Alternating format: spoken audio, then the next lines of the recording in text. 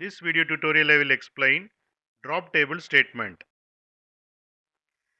Here you can see the syntax of drop table.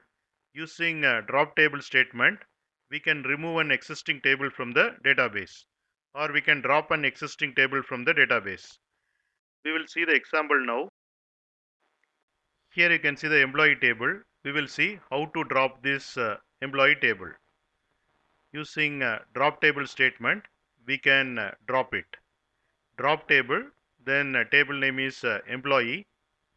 I am executing this query.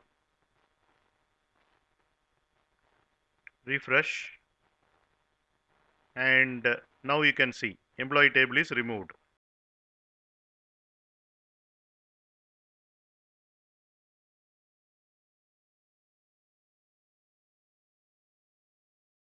You can get Java source code link from the description of the video.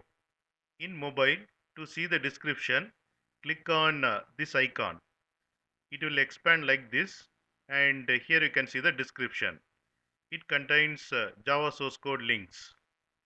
Click on these links to get the Java source code.